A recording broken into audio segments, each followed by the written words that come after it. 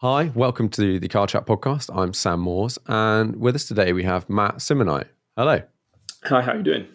Very good, thanks. Can you tell the audience just kind of a little bit about who you are, what you do, and sort of why we're here? Yep. So obviously my name is Matt Simmonite and I front up Matt Simmonite Racing. We've just undertaken a little project to demonstrate how synthetic fuels can be used in sort of grassroots level motorsports. We've been working with P1 Fuels from Germany and basically had 3 or 4 events this year where we've obviously taken their fuel, dropped it in our race car, going to compete in a few events, and just trying to publicise the fact that these products are out there. And I think from a motorsport perspective, we need to start looking at a sort of more early adoption of these fuels just to sort of future-proof motorsports and protect sort of like the racing heritage we have in this country. Yeah. So yeah, we had a sort of busy year setting it up, getting obviously hold of the products and working with 750 Motor Club in our instance and a few other partners to just basically get this sort of product out there a bit more and demonstrate to people what it can do. Yeah. Okay. Well, let's have a little bit of a dive in here. Can you? Would you sort of call yourself a knowledgeable enthusiast around this subject, or? Yeah, so I think it piqued my interest when Porsche mentioned they were looking down the synthetic route a few years back. Um, I'm a big petrol head. Cars have been a part of my life for 15 odd years now. And I've raced at different club level events over the years. But obviously, as we know, there's legislation coming what's going to change how we interact with the internal combustion engine. So I've had a bit of a knowledge of the products for a while, and obviously dug a little bit more deeper into it in the last 12 months after making contact with Ben from P1 Fuels and having quite a few conversations with him about the products, how the industry is developing and how the products can be rolled out, not just in motorsports, but across the automotive industry as well, and how a lot of the OEM manufacturers are already on board with this. As you'll be aware, OEMs are always 5 to 10 years down the line already. So what we see them coming out with now, they've had in the pipeline for a significant amount of time. Yeah. And a lot of them have jumped on board with this in the background because of obviously legislation changes. Yeah, and let's clarify some of this sort of terminology and the things. I know there's synthetic fuels, there's e-fuel, and then that's then broken down into a few different types. Am I right? Is it we've got e-fuels, biofuels? They're not necessarily the same thing, and then a Yeah, synthetic that's fuels. correct. Is that right? So Can you you have explain all the differences of the different types? Yeah, so obviously you have it. The common term, what everyone knows, is e-fuels. That's sort of like the PR tag, what a lot of the press use. An e-fuel is slightly different to a biosynthetic fuel. So an e-fuel is carbon captured from industry or carbon capture machines. So purely just extracted from the air or a byproduct of industry. That's obviously then mixed with hydrogen to make hydrocarbons and then obviously processed into the fuel. Whereas a biosynthetic fuel is used from waste feedstocks and obviously a sort of bio product to make methanols and ethanols. And then the process introduces the hydrogen into there. The end products are pretty much the same, and the end products are pretty much identical to the standard gasoline you get from crude oil. Yeah, But the carbon, what's in the product and is burnt, is not new carbon. It's not being trapped in the ground for 6 million years. It's being taken out of a product or out of the atmosphere or out of some waste feedstocks, potentially 6 weeks, 6 months ago. So it's carbon that's being dragged back out of the atmosphere and burnt and put back in. So it makes the product circular. There is slight differences with diesel. So there's HVO, hydrogenated vegetable oils, basically biodiesel, but like the second gen biodiesels. And then there is talk of e-diesels coming out within the next sort of 12 months. Hmm. I'm not too sure on that side of things because obviously we were focusing on petrol, but yeah, so that's the basic differences. But the end products are kind of the same. The end products, yeah, pretty much look like petrol, and I think even under a microscope, they're the same, aren't they? So Yeah, that allows you to drop them into a car, any whatever, and run exactly the same. You don't need any modifications as long as it's the same run or whatever. Do you? I guess there's a couple of things there that are worth looking at. In terms of from a sort of sustainability, environmental point of view. If you're pulling carbon out of the air straight out of there, I know that's or that sort of thing, which I believe is what the Porsche plan is in Chile. Are they pulling carbon out of the air, or are they getting the carbon yeah, from that's somewhere else? correct. So they are using carbon capture and using full sustainable electricity. So obviously you've seen images of the factory. It's got the huge wind turbine there. So that's how you obviously keep the sort of carbon account as neutral as possible. Carbon capture uses a lot of power. So without having full renewables going in there, there is still Yeah, some carbon legacy in there. So it's not a 100% product, but I believe the Porsche product is. It's just very difficult to make that en masse. Carbon capture is still obviously a new technique and a new technology. Whereas if you used carbon as a byproduct from industry, so for example, ammonia production creates a load of CO2 on the backside of that, you can scale up a lot easier because it's a lot more readily available in that form. But in theory, it's the same. You're not going to release that CO2 back into the atmosphere as a waste product. You're going to recycle it and use it again to then create energy in the fuel. So yeah, Porsche doing it sort of like the purest way. I think Zero Petroleum, just Paddy Lowe's company down in yeah, Bicester, they're doing it that way as well, I believe.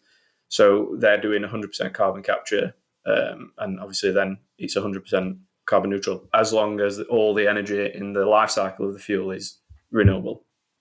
yeah. Because if you're pulling carbon off some industrial process, whatever it is, I guess yes, you're helping.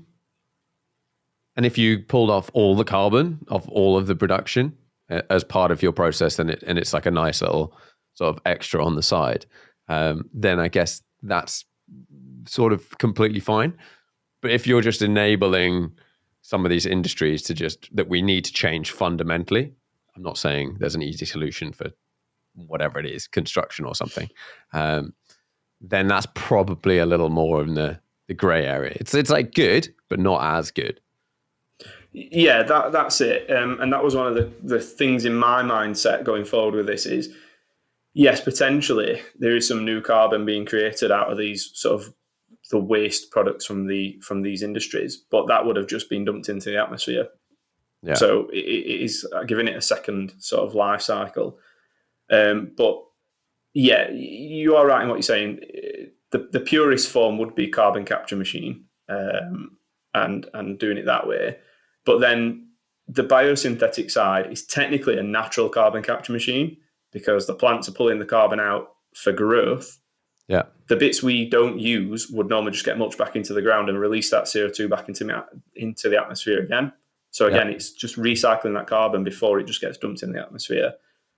But both of those processes, create a circular economy. So obviously it gets pulled out of the atmosphere and back in, pulled out of the atmosphere and Yeah. back in.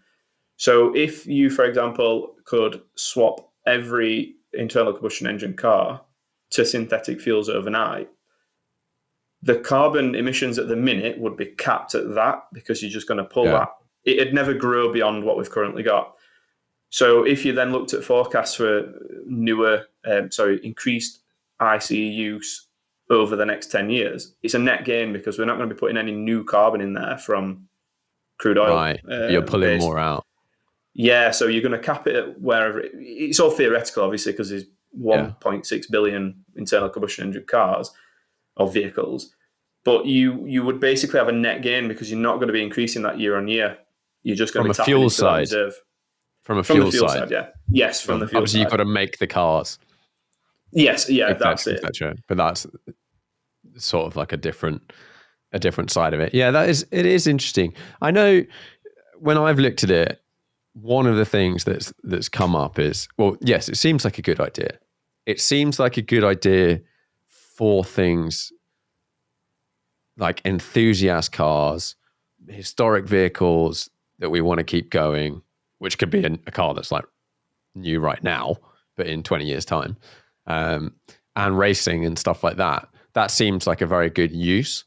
But as you said, with creating these fuels, it requires a lot of energy, like a lot of energy, that for mass transport, I hear a lot of journalists going, yeah, but we're just going to crack synthetic fuels and then we're just going to all drive on synthetic fuels and that will be the end. Do you think that is an option? No, I don't. I don't think it is.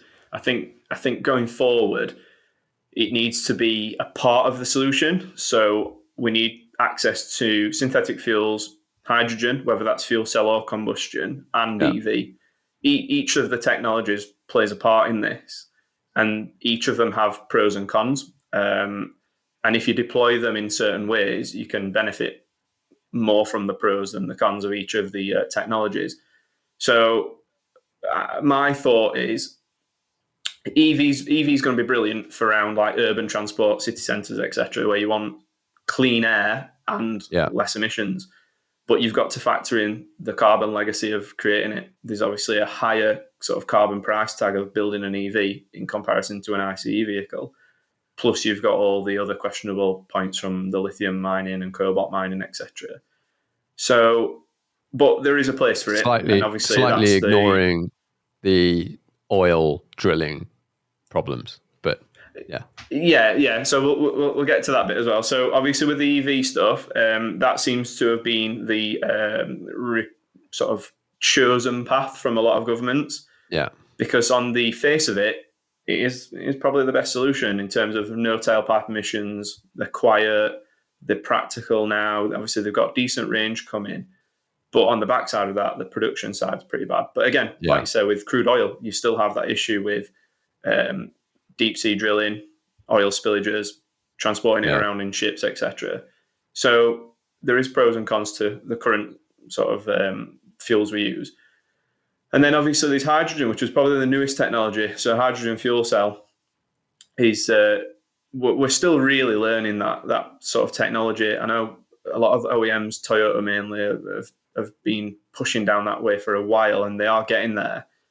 But EV and synthetic fuels have actually been around for hundreds of years. They're yeah, pre-Second World War technologies, but we just never had the necessity to use them. So they've sort of been ring fenced to where they are now for a significant amount of time, and they've never really developed. But obviously now is the time we're going to push them a bit more. But yeah, I don't think any of the three technologies are a silver bullet. I think we do need to have an option available to everyone. Um, EVs they're pretty expensive to buy, yeah, and a lot of people generally can't afford to go out and buy one themselves. I know most of the people I know who drive EVs are either company vehicles or they own a company and they bought it through there for the yeah, tax benefits. Um, until people crack a cheap EV, you're still going to want to go and buy your small capacity engined ICE car. yeah. And that's where the synthetic fuels can potentially make up that sort of carbon deficit there, because you can at the what they call tank to wheel, so putting the fuel in and burning it, that's where you've got some carbon Okay, yeah, neutrality. yeah. I like that. I've not heard that term, but I like that. And then it sounds like also it all depends on it's the whole global infrastructure, doesn't it? That works with all of this stuff. If the UK becomes, we get to the point where we're 100% renewable energy. Now, I don't think we'll ever get to 100% in pure solar, etc., because that's kind of impossible. But if you include nuclear, which we probably should have more of, then we will get to a point where we might have, and then who knows, more technology in the future, fusion, etc., blah, blah, blah. We might have lots and lots and lots and lots of cheap energy. Like if we've got loads of solar during the daytime, we actually don't need, we could create a significant amount more than we need.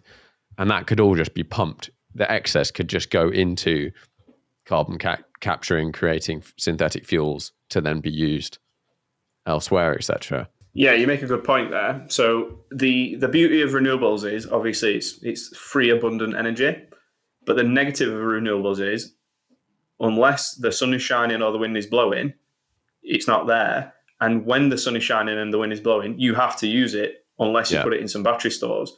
So battery stores is obviously a huge part of this sort of solution.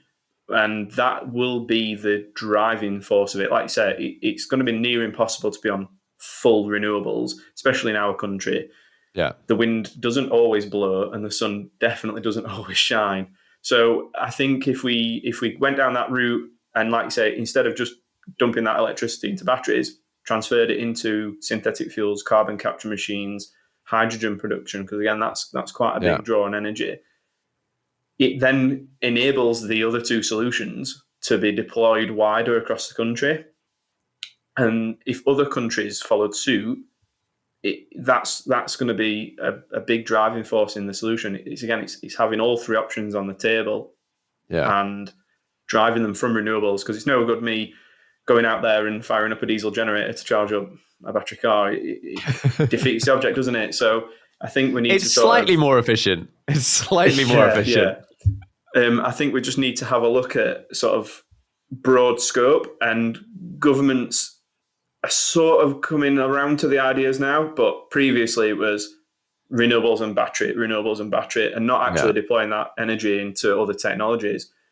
Thankfully now, obviously, that's changing, but whether that's too late, there's a lot of scaremongering going around at the minute. I think we've missed the boat on the climate targets, etc., but the technologies just weren't ready. Yeah, and that's an interesting sort of statement to make. I'd say it's not very helpful to go, we've missed the boat, because, well, what are we going to get on another boat? Like we don't have an option, so we have to just deal with whatever is gonna happen as a result of all this stuff. One of the things I've seen is looks like the landscape of industry and where it is will change significantly based around if you've got industries that use a lot of power, they will end up moving to places that are basically like you can have pretty much free power. Like we've got loads of sun, you might as well just build your plants in the desert, and that's it. Off you go. Happy days. Which will be quite interesting to see how that works in terms of land mass and population and industry and stuff. I think the UK we're quite dense, but these things should move around. It is an interesting topic. I've not heard really. Do you know the sort of volumes that we might be able to produce of this stuff versus what we currently use? Yes, I've tried to work out the current usage, and it's a significant amount more. From my conversations with Ben at P1, they are building a second plant at the minute. So they've got a plant in Belgium. They're creating another demonstration plant in Germany, and the sort of next phase would be to build one in sort of Northern Sahara, again to tap into all the renewable energies down there. Yeah. So breaking back down to synthetics and how the sort of carbon's measured, you have sort of three sort of measurements. You have well to wheel, so creation of the product all the way through to burning it at the end, which is the whole life cycle of the product. You have well to tank, which is making it and getting it to the vehicles, and then you have tank to wheel. So most of the products now are carbon neutral tank to wheel. So the carbon coming out isn't new carbon. It's being pulled out of the atmosphere via whatever means. The other two aren't always 100% carbon neutral because of industrial processes not being able to tap into 100% renewable energy. Yeah. and the transportation of the products. Yeah. A lot of vehicles are still using diesel, etc. So they're not a million miles off. They're not a million miles off, and I think the next phase and everyone's next development in the production line and the life cycle line will bring that more towards 96, 97, 98 to 100%. Most of the products now are 80+% life cycle, but the bit we were focusing on is the sort of tank to wheel, so the end Yeah. product, the carbon coming out the tailpipe. But again, just touching back on your point about industry moving around, the reason they're looking at putting it in the Sahara is you can capture all that sunlight, convert that energy into synthetic fuel, and we've got current infrastructure to ship that around the world. Now, Yeah. we also touched on, obviously, the tankers moving crude oil. A lot of those are already on biodiesels, which, again, is reducing the carbon life cycle of the products. So to flip that, so the utopian dream is a huge solar farm in the Sahara, a load of cables going out to every country around the world, Yeah. because it's got enough energy there to sustain the entire planet. But current conductor technology isn't good enough. You'd Yeah. lose so much power down the cables. It's just not practical to do that. Hence why they've probably not attempted it yet. So using it to convert that energy into a synthetic fuel and changing the power into a different product and then changing it back into through a generator or whatever Yeah. still gets that power around the world in a carbon neutral fashion. We just need to bridge the gap with the transport links, etc., to get it 100%. But there's a lot of other uses of the products, not just putting it in a racing car and going racing. Yeah. That again, if governments start to listen to this and take note, there'll be a significant more incentives for companies to create these plants what are required to make these fuels. Whereas at the minute, all the incentive is around creating batteries and EVs and renewable sort of technologies. So yeah, I think there's a wider use for the products and a wider use for synthetic fuels. It's just not sort of got that traction yet. The focus at the Yeah. minute is mobility and how do we create more carbon neutral mobility going forward. It's Yeah. And always then, been the easy target, hasn't it? Vehicles have always been sort of stigmatized on yeah. that's where all the pollution's coming from. But actually, your gas central heating probably creates more CO2 than most people's vehicles nowadays, but nobody looks at that. The, yeah. And that is slowly, we are so behind in the UK on that particular one.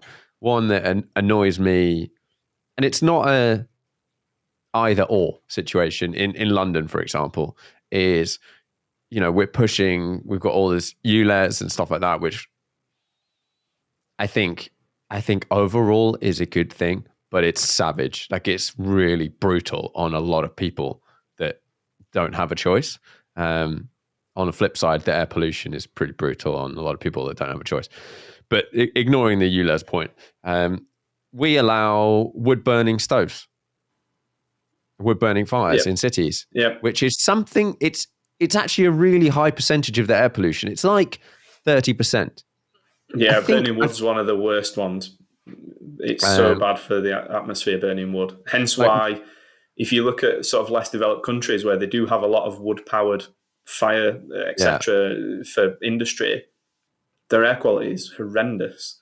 yeah. Hence why we moved away from it hundreds of years ago. It's very inefficient and it does pollute a significant amount more than other fossil fuels, etc.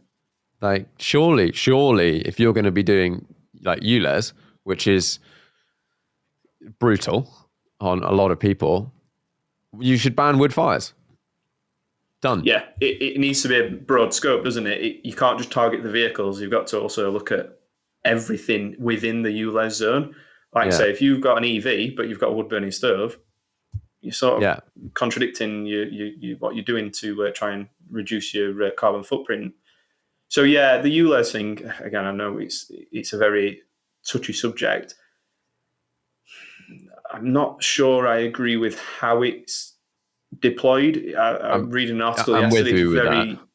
It's very tax inefficient, so it costs more. I think it costs for every £2 it costs for every £2 they get is £1 in tax benefit to then try and reduce emissions through other projects.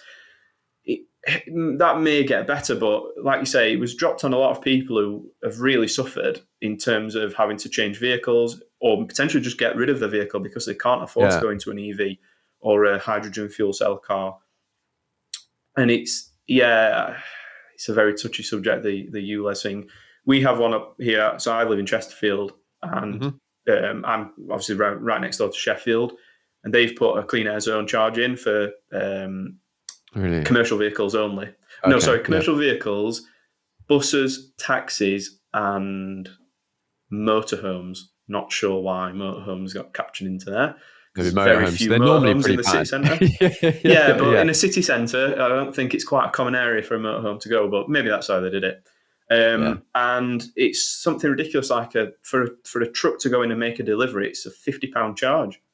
Oh, wow. And businesses can't afford to do that if they're getting daily deliveries. It's £50, and they have to push that onto the customers, and then customers stop going there. So I don't think charging people doesn't clean up the air. It just moves money from one person to another. It's not the way to do it.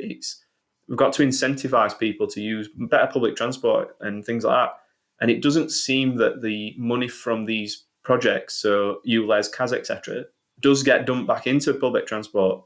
It seems to just disappear into the ether. It just disappears. Yeah, that's it. And nobody seems to see an end product from it. And you've probably seen yourself, especially like in the London stuff. There's a video of the guy going around with the air quality meter, and he gets on the tube, and it's like 100 times worse than a major high street what's full of cars. So I did this, and I was not that person, but I did this. My wife is a marine biologist. She does a bunch of research, and one day we had a pollution meter, like a proper, bag type thing. And the sort we did, walking around the street near us, which like our street was fine. There wasn't much traffic, and it was sort of like, let's say this graph, tiny 2% of the graph. Walked onto a main busy street where there was buses and stuff, and it went to sort of 20%, let's say. Started up my old 911 with no cats. That was pretty bad. Don't stand behind one of those, funnily enough. Yeah. Went on the tube, and it went up to like 80%. It was 3 times higher than standing next to a diesel bus. And that is every single second you are on the tube. The level is consistently horrific. And I have not heard, they might be doing it, they might be looking at it, maybe I don't know. I think it's a tricky situation, what they are doing for the air quality on the tube. Because if you could improve the air quality on the tube, that's going to make way more of a difference to way more people than a minor reduction. Like if you did wood fires and the tube, that would be a massive difference to London. I realize you've got to do all of the things in one, but you're not right, getting talked about. It's not, is it? And again, it's always been a case that the motor vehicle is the easiest target, and drivers have always been exactly. It's always been the easiest target, and it's always been stigmatized, especially over the last sort of 5 to 10 years. Yeah. Especially when scandals come out, like the emission scandal from VW, etc. It makes it even easier for it to be a target then. So yeah, I don't think taxing people to the nines to try and reduce air quality, try and reduce pollution and increase air quality is the solution, when you're not looking at everything that contributes to the air quality in those areas. I think it's just a cheap shot to get cash flow. As we all know, the country is not in the best state, and a lot of councils are struggling with funding. And it's sort of like, well, have they sort of give them license to put another stealth tax on people to just balance the books of the councils? It's a tricky subject to sort of talk about, but I don't think it's going to be the solution. I think incentivizing people to move on to synthetic fuels, hydrogen fuel cell, EV is the way to do it. And we seem to have just dropped most of that. I know a lot of the EV incentives have gone now, and the big tax is creeping up on them now. So again, it's still better than having an ICE vehicle, but it's year on year. The big tax rises because obviously they've got to bring some revenue back from that. So I think like with all these things, like EVs, pushing people to buy EVs right now, saying to general public, you've got to buy an EV right now. Like, I've driven a lot. I own one. Like, I've reasonable experience of the cars, and some people will disagree with you and say they're perfectly fine now. They're great. In my view, they're not quite there, and it's not. They're good products, but I think in 10 years' time, we will have significantly better products that will fit pretty much do the job for everyone. But if you buy one now, a brand new car right now, all you're going to do is lose a lot of money over the next 5 years, unless you've got some tax benefits, etc. So getting people to buy them through companies, etc., you're pushing this progress. You're helping the companies develop the next car and the next, Gen 2, Gen 3. And those are the ones that actually probably will be reasonably cheap, all the range you need. And then hopefully by then the charging infrastructure will be sorted for most people and we'll be okay. But we need to help people now.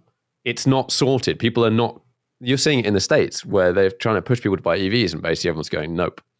And it's happening now. I think as the incentives tail off, people will just not buy them. As a private individual, there's like, why would you buy an EV? Really? Unless you really want to, and you've got a lot of money that you kind of want to spend. Yeah, I think that's right. It's not just obviously, like you said, there's potentially going to lose a lot of money, because if you've seen the sort of EV used market has tanked lately, because Massively. a lot of company cars coming out of 3-year leases now and getting dumped into the market. So it's a big gamble if you're using your own money to do that. And that will get better, obviously, as the technologies get better. But the on the other side of things is it's I don't say a lifestyle change, but it's a completely different approach to using an EV. You've got to obviously remember charging isn't an instant thing, so you've got to factor all these bits in. And a lot of people aren't ready for that switch yet. And I think the fact that it's more of it's being sort of forced onto the general public. As soon as you tell something they've got to do it, the heels will dig in, because they won't want to do that. You've got to give people option to make their own decisions and make these changes. So if you put more and more options on the table, going back to the synthetic fuels, hydrogen combustion and hydrogen fuel cell, as well as EV, you give more people choice, they'll adopt it easier. But at the minute, because we sort of blinkered on everybody's got to have a battery EV after 2035, it's just not going to work. People are just like, I'll just keep running this car for 20, 30 more years. We'll just put all the money into keeping it going. And yeah, newer cars are better, obviously, in terms of, we're not talking about, like, as you said, you got the old Porsche. I've got an old Alfa Romeo, and again, it's got no cats or anything in it. I fire that up in the garage, it stinks very quickly in that garage. We're not talking about those cars now. We're talking about very efficient internal combustion engines with GPF filters and cats and all this to catch a lot of this particulate. So they are in a lot better position. And if you want to get rid of the carbon emissions, put the synthetic fuel in. Yes, there's still a bit of tailpipe emissions there, but it's not new carbon. So you've got a net gain on your overall emissions as a country. And again, the UK does 1%-ish of total global emissions. This is not really a problem for us to solve. It's a problem for us to push out to the world and say, right, you've all got to get on board with this quicker. Because if we nipped it in the bud here and we became carbon neutral overnight and the UK had 0% emissions, the other 99% is still going to get us. We're not isolated from the rest of the world. So I think it's more, we don't need to be as hard on ourselves as we are. It seems every day the news is government aren't doing enough. There's protest groups out there constantly causing havoc to try and obviously prove this point. But we contribute a tiny amount. And yes, we have to solve that. But we also need to go out to the world and say, right, what are you guys doing? Because this is what we're doing, and you need to adopt that as well, as we are all going to be in the same boat. Yeah, I think as a developed country, I think we have a responsibility, and we also have the skills to push the technology and showcase what can be done, but also what can be done in a profitable way. Like if we can help create solutions that are better and profitable, then other people will adopt them. I think you can't just say to everyone else, you've got to fix the issue. Like, I don't think that's not necessarily what you're saying. I'm with you on, we shouldn't just beat ourselves up. But I think setting targets is a really good idea. I'm not sure the hard line is a great way of doing it. What I would prefer, and we've done a funny one around car sales, but I would prefer emissions from a manufacturer point of view have to reduce by 4% a year or 5% a year every year till the end of time. And eventually that will go down to zero. But you're pushing them to just do a little bit each time and just keep doing it. And they will get to the point where they're like, marginal gains, isn't it? Like you say, instead of going to sort of a hard line of right from 2035 onwards, it's nothing. Yeah. Which is it's not very far away, and it's not a lot of time for them to sort of get there. Yes, you're right. The solution is probably more marginal gain of right, reduce it by this, and you could. It doesn't even have to be a linear graph. You could ramp it up because technology will get better as they start mastering this to the point where it may scale up that the first few years you're dropping it by 4%, 5%, 6%, but then you might go 10, 20, 30 because to nip that last little bit in the bud is probably a bit easier once they've developed the technologies to do so. But yeah, you're right. Putting a sort of a deadline on it, it encourages the manufacturers to potentially rush the technologies out there because they've got to hit that deadline. And maybe then the people buying the products at that point are going to get lumbered with a product that over the next 10 years in its average lifespan isn't as good as it could have been. But if you'd waited 2 more years or 3 more years, the people buying the products then are going to have an EV what could last for 20 years and do 500 miles range and charge in 5 minutes. But the people who've already committed and put their money in are going to be stuck, aren't they, in a maybe not I think best solution product. Time has shown that we can't just leave it up to private industry to solve this, because if you look at some of the private industries, possibly some members of the oil industry, it's been shown that synthetic fuels, for example, we've known that it existed, but they've gone, nah, we don't want any of that. Or electric cars, it didn't work out for, I think it was batteries was one of the reasons. Well, it didn't work out whenever that was. That was like 100 years ago.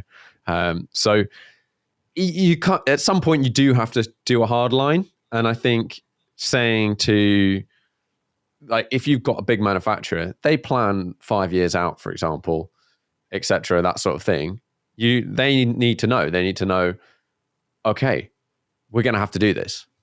And they're now sort of getting on board, and we pretty much general transport is probably all going to be electric. Synthetic fuels is going to be part of it, but it's, as you say, it's going to be part of the transition period and helping clean up the overall. If we can produce a bunch of synthetic fuel and sort of mix it into the current fuel system, so just reduce the overall, it's in there as 10% or whatever.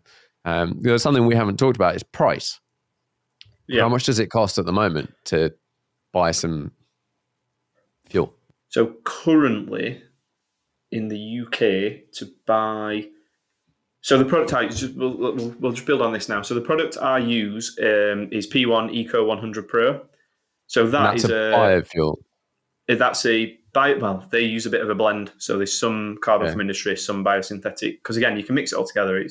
And you can mix it with standard fuel as well. Chemically, at the end, it's identical. It's the same, yeah. Yeah. So the product it's a 97 octane EN 228 accredited fuel. So it can legally be sold in this country in any fuel station currently. It's like I say, it's 90, so it's equivalent of super unleaded. That goes for around £5.80 a litre at the minute. Okay. But 2 years ago, these products were more £10 a litre.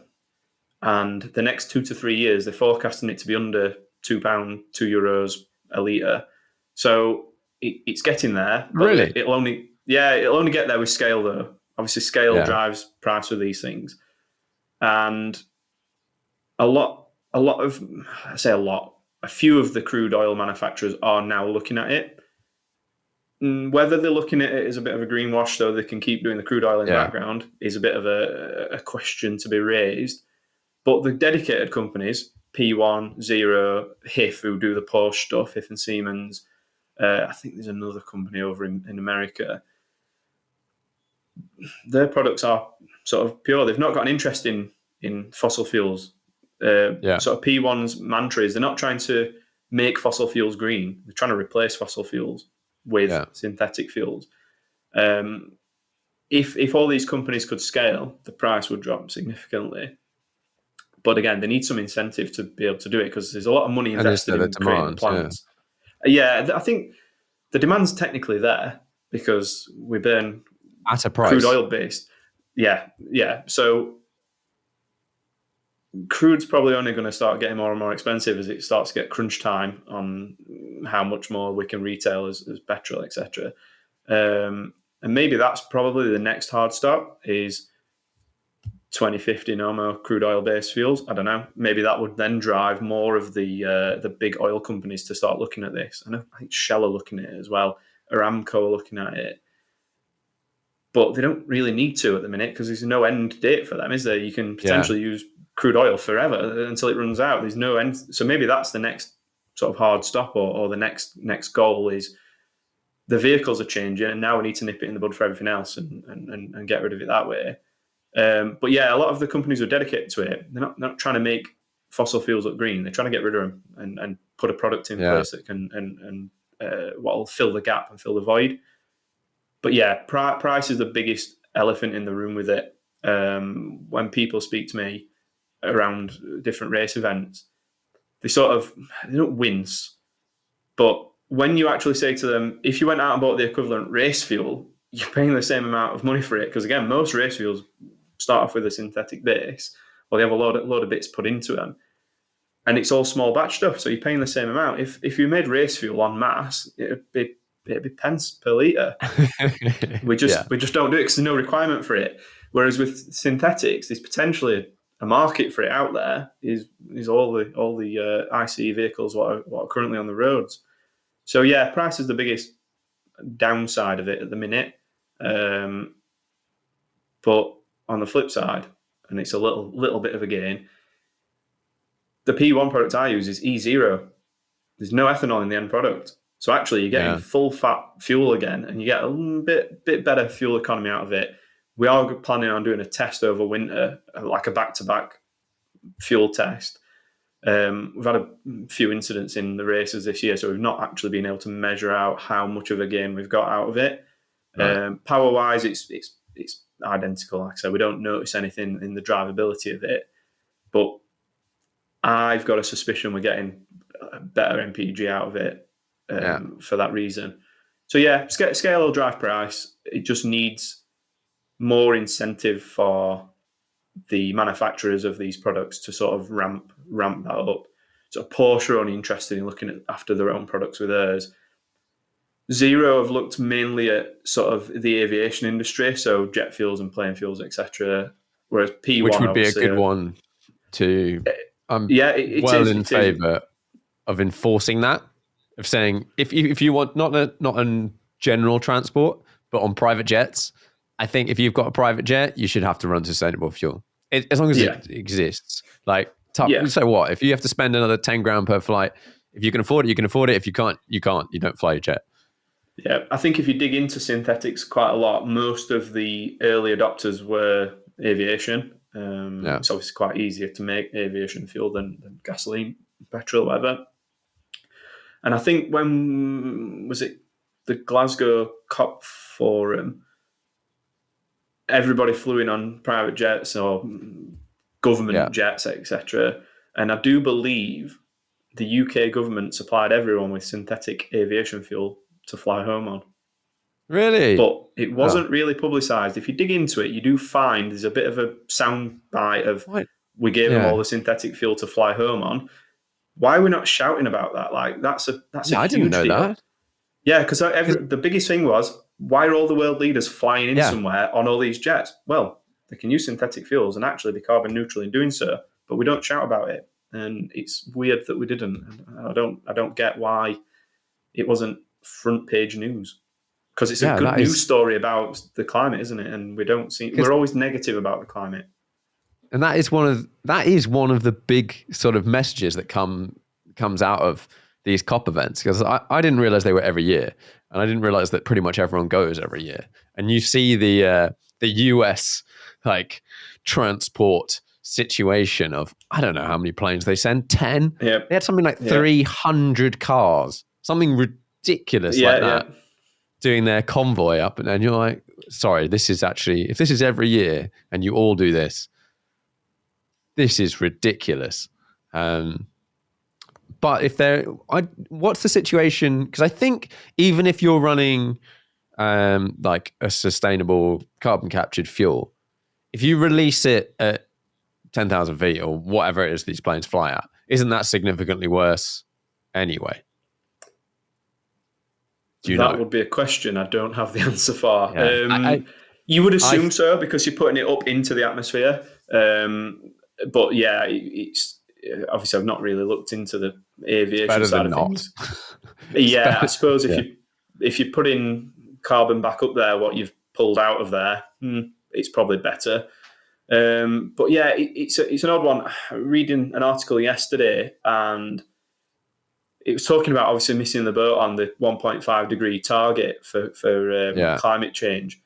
And I read a statement in there which sort of threw me back, is the fact that we've got less aerosol pollution in the atmosphere now is going to increase the temperature because there's less things in the atmosphere to block the sunlight out. So I'm sort of like saying, well, we're cleaning up the air and we're still going to end up being hit with this increase in temperature. So I'm now like, what do we do?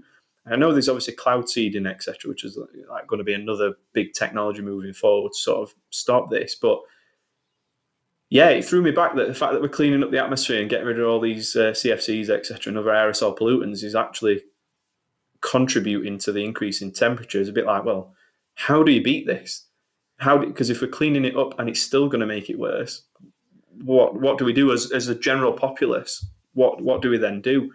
And again, it's probably questions to ask moving forward, and again, looking at the overall picture, not just how the vehicles and industry, etc., apply to it. But being greener is sort of adding to the problem. And I don't know if you've I seen don't think that statement is probably not correct. Like, I know I can hear what you're saying, but saying being greener is not the problem. No, obviously not. We've released all this stuff, those are really bad for humans. All of those gases, like really bad. So removing those, good thing. Obviously, all the pollution, etc. Blah blah blah blah blah blah blah.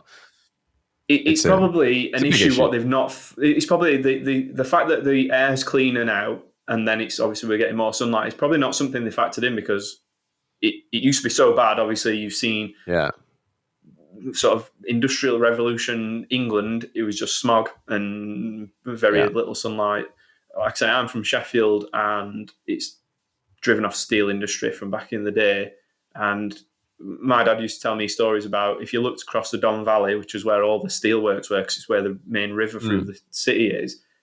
If you were up on any of the hills, you couldn't see anything down there. It was like cloud inversion, but it was just smog from the industry. Wow. So it had its like own weather systems under there, etc. And it's not something I imagine back then when we were looking at cleaning up the air, we never thought we'd get to a point where ozone would be in a better state than it used to be. Yeah. When I was a kid, it was all hole in the ozone layer is going to be the biggest problem. And then that's shrunk and shrunk and shrunk as we've moved on, because we've removed aerosol pollutants. So maybe it was, I don't want to say hindsight, because these are a lot smarter people than me, but maybe it's something they didn't really factor in terms of having a cleaner atmosphere is going to actually do like more sunlight in. And yeah, that's another thing we need to sort of look as a wider solution. But we're sort of digressing on it. Massively. Yeah, but no, I think it's an interesting one. I hear a lot of journalists, because they're the people writing articles or talking about stuff going, well, this is going to be the solution. There's a lot of EV haters out there. And I sort of, I like to rebut everyone I hear that's like a massive, they just, I hear carte blanche statements of just, yeah, but cobalt. You're like, okay, cool. But yes, there are problems. They need to be solved. There are also problems with continually digging up oil. Like it's not just a one or the other. No one's you don't have to attack each other over the whole thing. And synthetic fuels does get branded as often as like but this will be the solution and it's going to solve everything. It's going to be part of the solution. Hopefully helping and probably push towards the stuff that's really hard to electrify. Like short journeys, there's no reason anyone should be using fuel for short journeys in town or what. Like it doesn't make sense. Some sort of electric situation works really well for that. But if you're a ship, you can't electrify that. That's where the wind. Well, I think they have, hasn't. There's currently a tanker now with sails to. I don't think it fully runs on the sails, but I think it just helps it along. And I think it makes.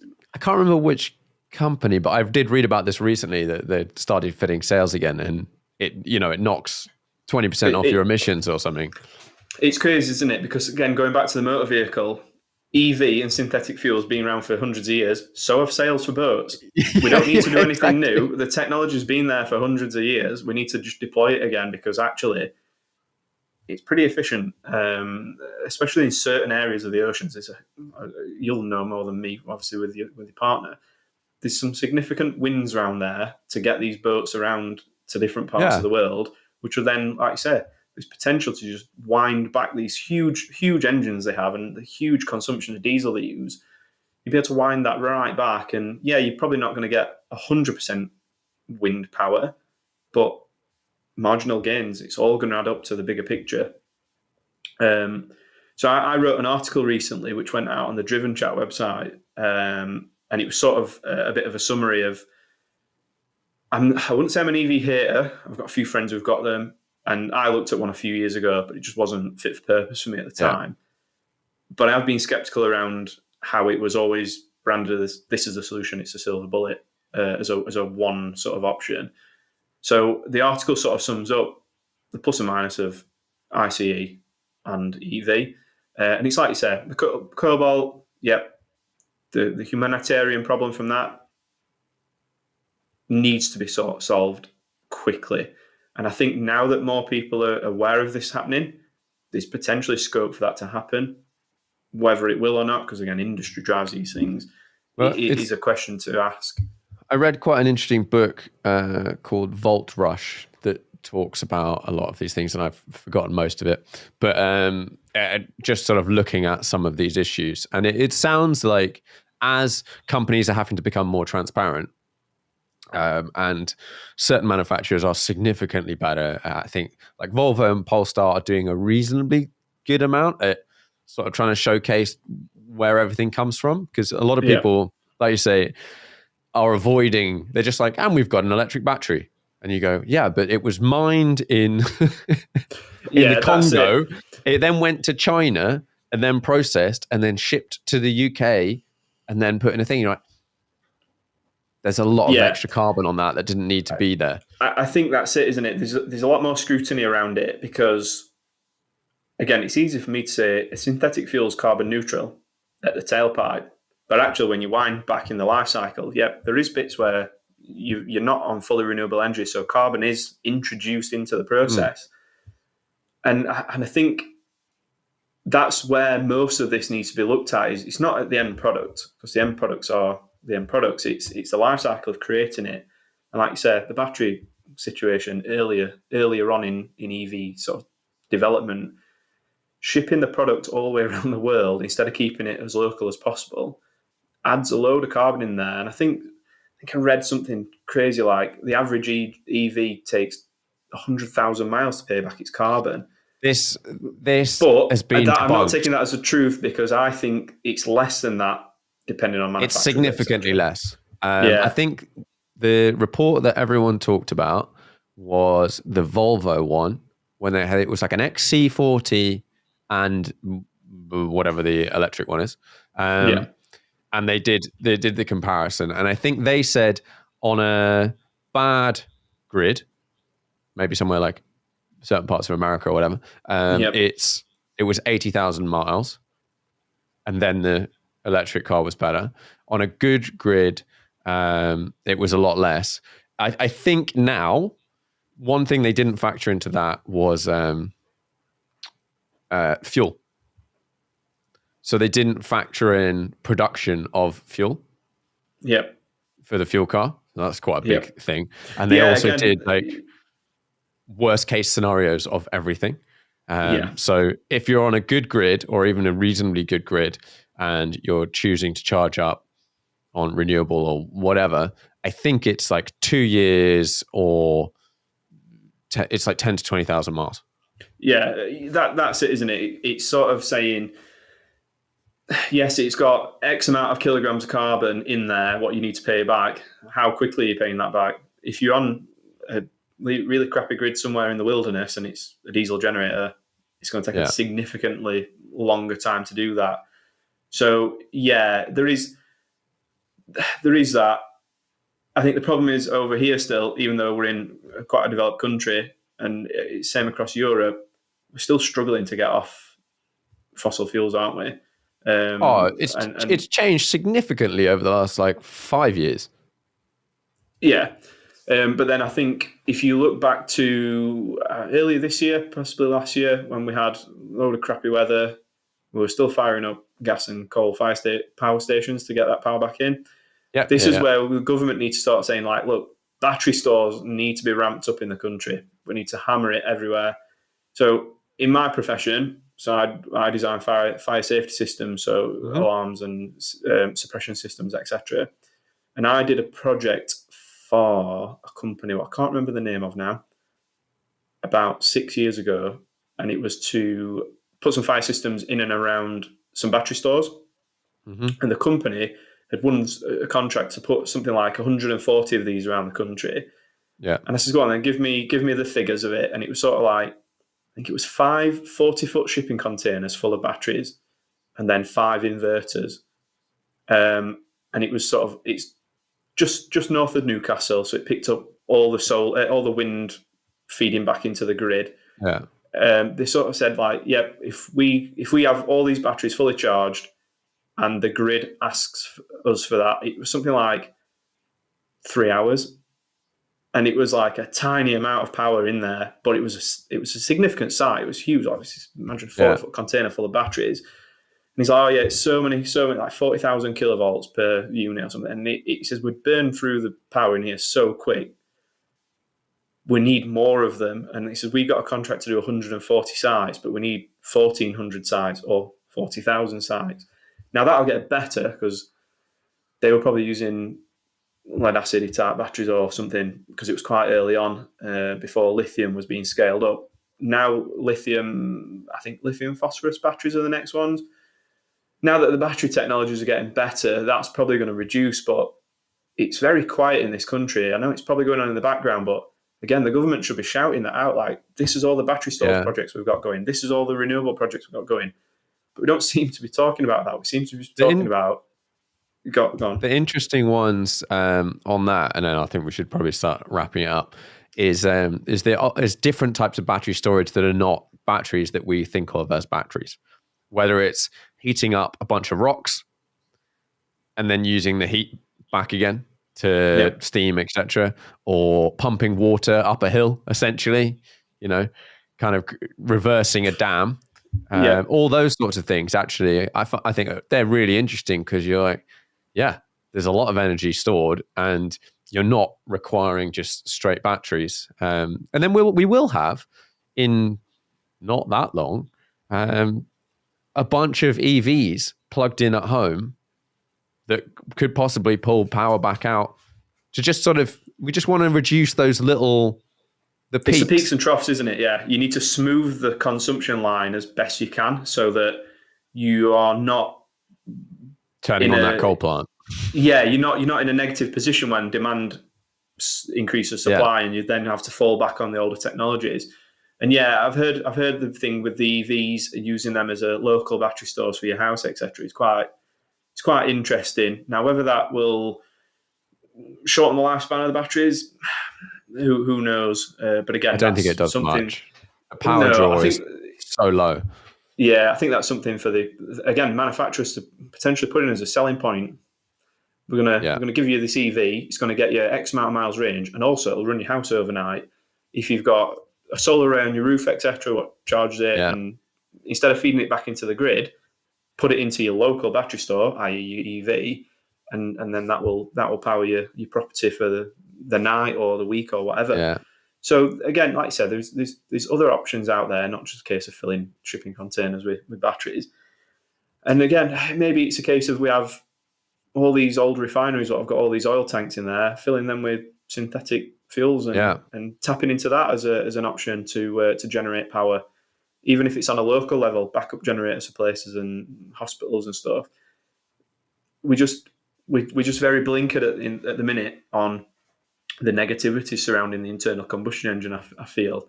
Whereas actually the technology is what can increase or make those systems greener, have loads of wider uses for society. We just don't seem to be looking at it. Or if we are, it's very quiet. Overall, that's it. I think these things are being looked at. I've heard about all sorts of sort of interesting projects, whether it's like, I think there's a massive solar farm in between here and like Denmark and all of that. And I believe that was going to have a pipeline shipping. It was either going to be like hydrogen or it could be synthetic fuel or whatever back to, it will provide power, but it will also create other stuff at the same time when no one wants it. And that could be a source. Yeah, I think I've heard that we're running some cables over to across the North Sea or whatever to tap into Danish power. And there's power cables to Africa. Yeah, but I think this is a thing as well. Going back to the original point about how synthetics can have a sort of wider scope for society, it'll allow a lot of countries to have a lot more energy independence. Instead of having 100%. a cable back to Africa or across from Denmark, we could just stick a big wind farm up at the top of Scotland, tap all that energy up. We've got CO2 from industry, waste feedstocks, carbon capture machines.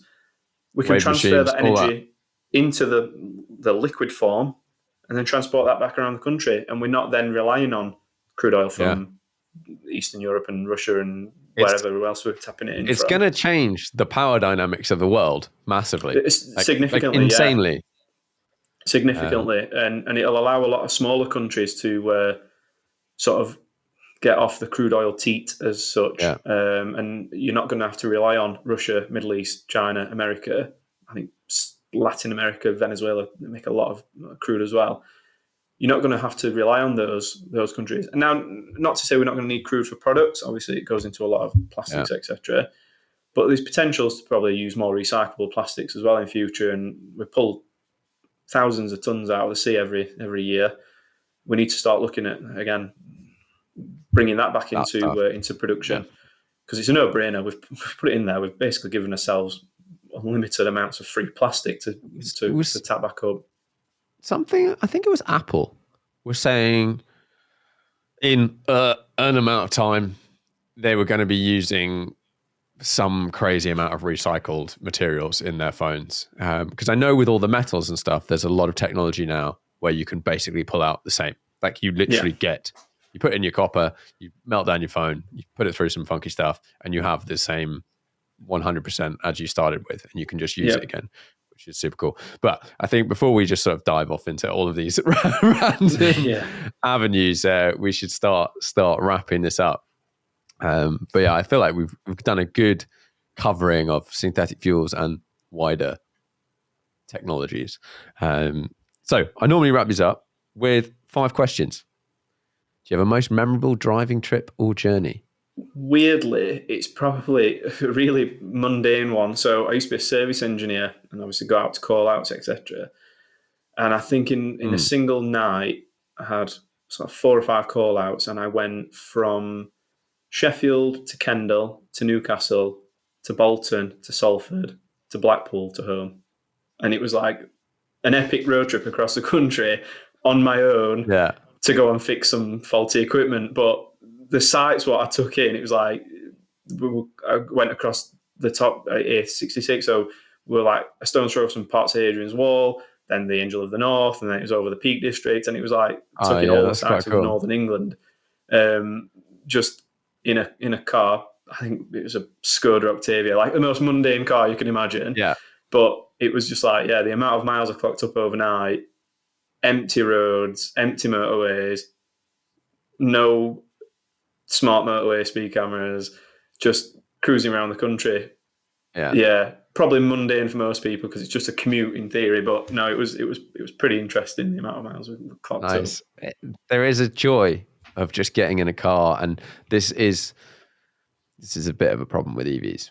But yeah, just getting in a car, filling up, and just going. Just yeah, and it doesn't have to be anything special either. It can be any car. It's sometimes the journey what makes it. It's not the vehicle you're in or the I think destination. always. It's the journey what makes it. Yeah, that's probably it for me. It wouldn't have to be anything special. It's just our Yeah. vehicle and just the open road. If you could only drive one car, one sports car, so you've got a slightly practical something else on the side for the rest of your life, what would you have?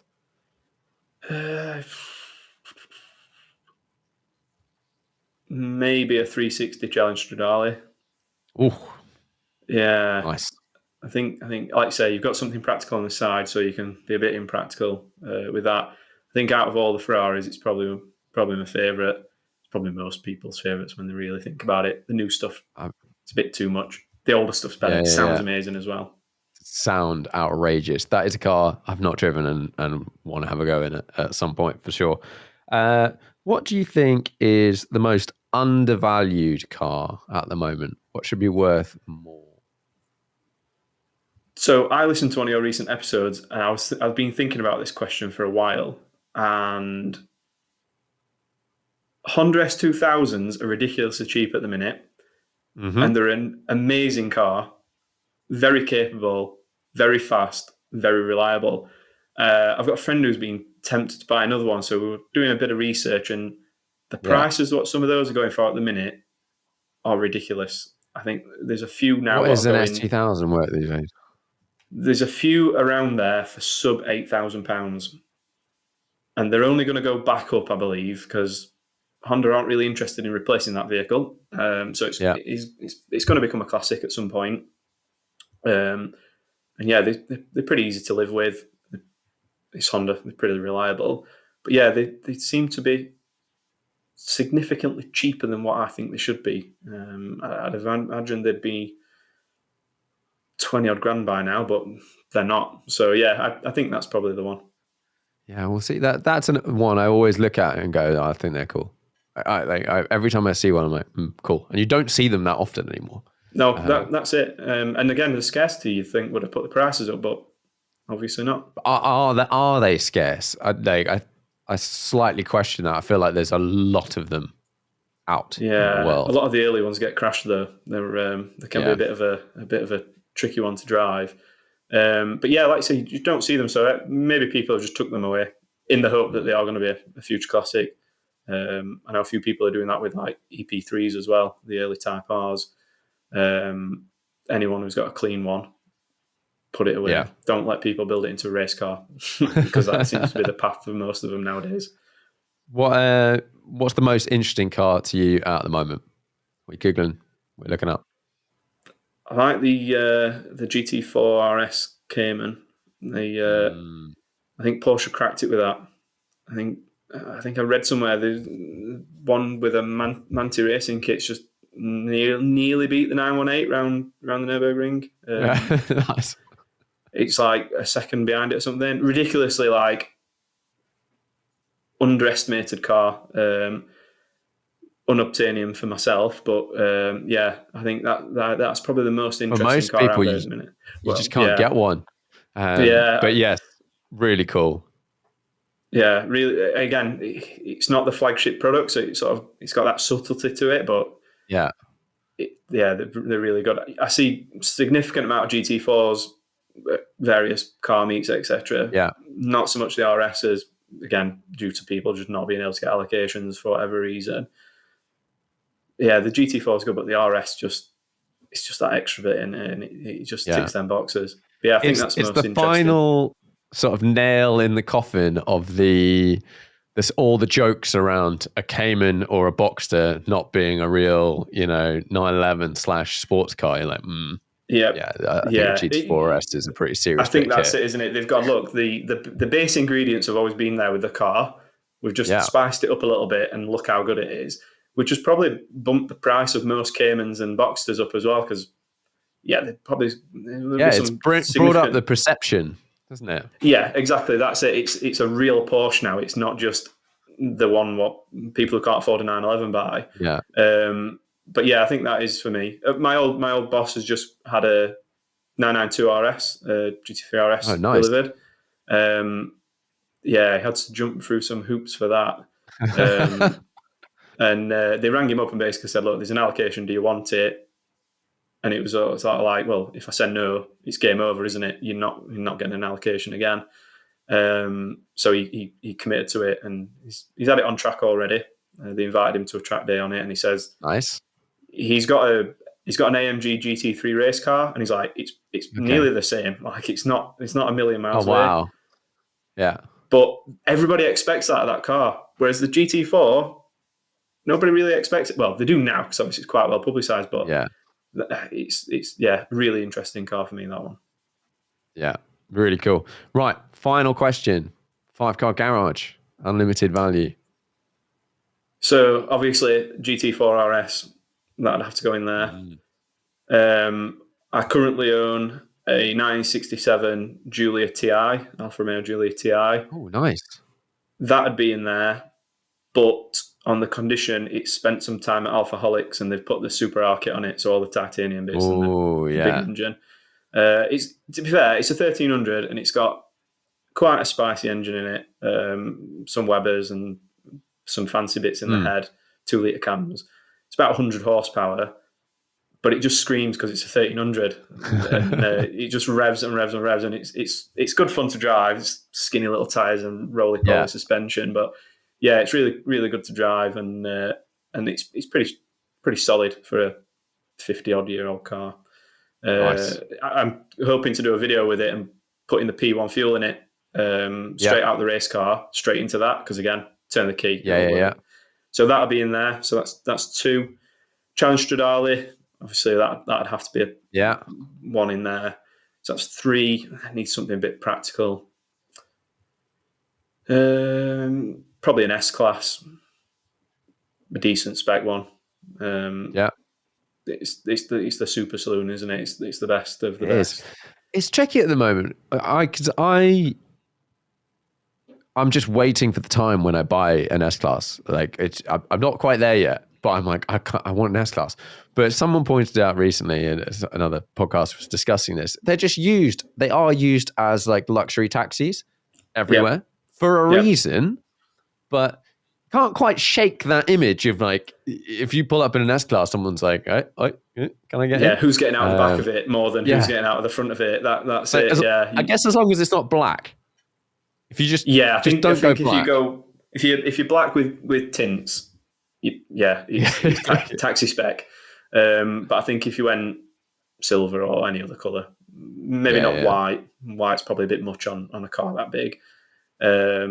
Yeah, it'd be that. And then I think the final car I'd have to have something like super practical. So I ideally drive a Discovery 4. It's probably Discovery 4, but with a more reliable engine, maybe. Or I like the new Defenders, but there's horror stories about JLR products at the minute. I've not heard that many about Defenders. I hear so much about JLR, but I've not heard that much about Defenders. I've driven the 130. They're definitely not as practical as they should be in terms of just silly things like the door and the back and the stuff like that. 130 is a significantly large car. That is a big one. We had a poke around one recently because my partner wants a Discovery 4. Discovery Sport. Yeah. And while we were in the dealership, like, that's a 130. So I had a look because I heard on a few like podcasts that they're massive, and it was They're big. mainly because they were going to just fire them over to America and it needed to be Yeah. substantial. And the guy was having a look around me. He's like, "Oh yeah, it's 8 seats, but you can probably fit about 15 people in it." But then when you get inside it, the doors are like sort of really thick, and the seats are like hunched together, and the two benches are quite squashed. I'm like, don't quite rate that for that, but yeah, I think I probably have one of them actually, as long as they've got a good warranty on it. I think you can't go wrong. Yeah. They're very cool looking. I would have mine on like Steelies, on like Yeah, white Steelies or the something. white steels. It's an odd one because when you look at the design of it, and then you look at the design of the Discovery 4, that car should have been the Discovery, not the Yeah. Defender. And then the Discovery 5 was a bit, well, they've just rounded off all the edges and it's not really Yeah. a Discovery anymore. So then that could have been whatever, a new product. So yeah, I think the Defenders sort of carried on the Discovery mantra, but just with a bit more luxury. And it's fallen into that trap as well of it's becoming a bit of a footballer's car and whatnot. But yeah, I think there's still some practicalities of They're it. cool. It does look like it's chunky enough to go off road. Yeah. Well, thanks very much for coming on the podcast. Yeah, no problem. Thanks for having me.